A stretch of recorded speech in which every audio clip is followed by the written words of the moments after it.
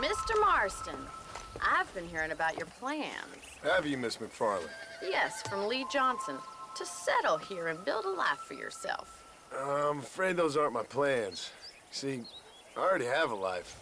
Well, I had one, and I'm trying to reclaim it. Or maybe what you could say is I had two, and I'm trying to end one of them so the other can survive. You do so love to talk in riddles, Mr. Marston. Do you do that, I wonder, as a substitute for having anything interesting to say? Probably, Miss McFarland. Oh, call me Bonnie, you fool. Call me Bonnie. Miss McFarland, I'm married. I have a son. I had a daughter, but she died. Years before that, I rode in a gang. We robbed banks, trains, held people ransom. We killed people we didn't like. Bill Williamson was in that gang. Now, if I don't capture my former brother in arms, great harm will befall my family. Now, I don't suppose any of this is very interesting to you, but I hope it explains why I wasn't so eager to talk about it. No, I do understand. I had no idea. You poor man.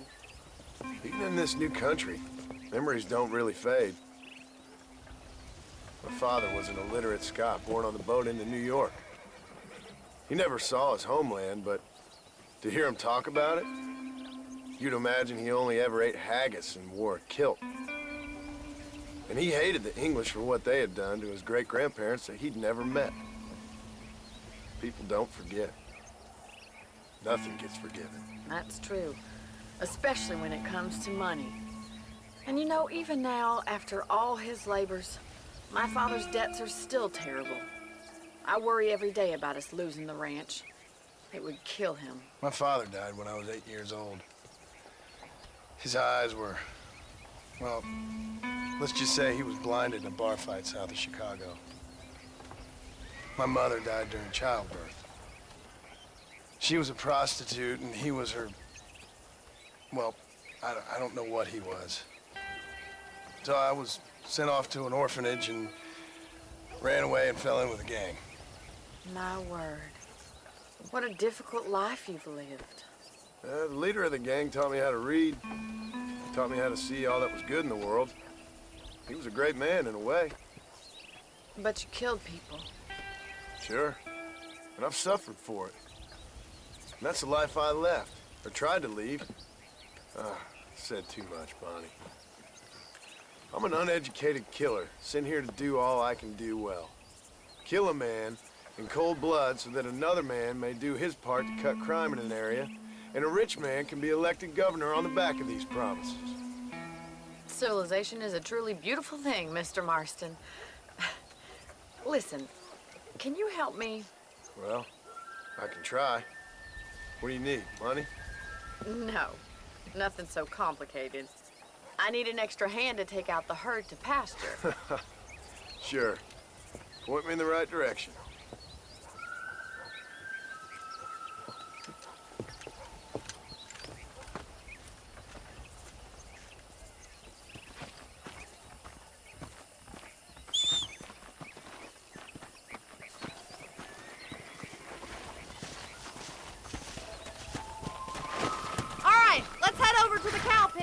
It's about time a budding farmer such as yourself learned how to herd cattle.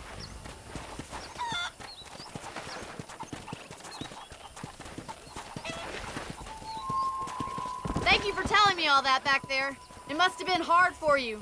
Hope you understand now why I've been playing my cards somewhat close to my chest. I didn't know you had a wife and child. Then again, I don't think I ever asked. They're lucky to have a man like you. I ain't so sure about that, but thank you. How are you, Miss McFarland? Whoa! Come! Get behind the herd! That should start them moving in the right direction. Assuming they aren't put off by your smell. Mr. Marston. Nice job, Mr. Marston. Come on! Whoa there! Whoa! ¿Cómo estás? Drive you down the road, Mr. Marston! Get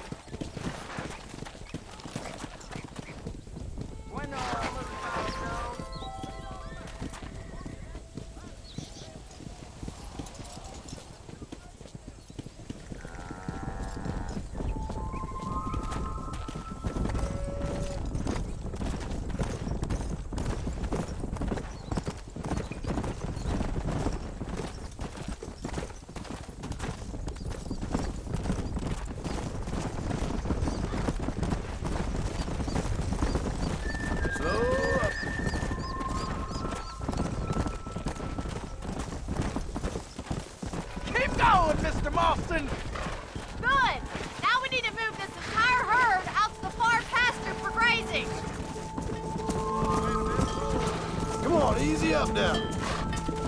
Whoa there. Keep sweeping behind them. That way they'll stay together. Keep You it stick moving. with the main herd. I'll round these stragglers up for you. Go. Whoa.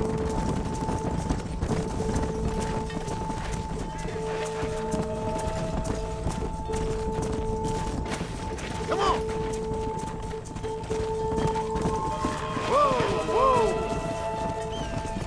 Keep them tight now.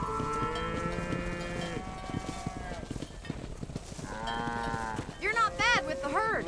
Ranching might be your true calling, Mr. Marston. Either that, or you were a cow in a past life. Thank you, Miss McFarland. I'll see you later. I have work to do back at the ranch.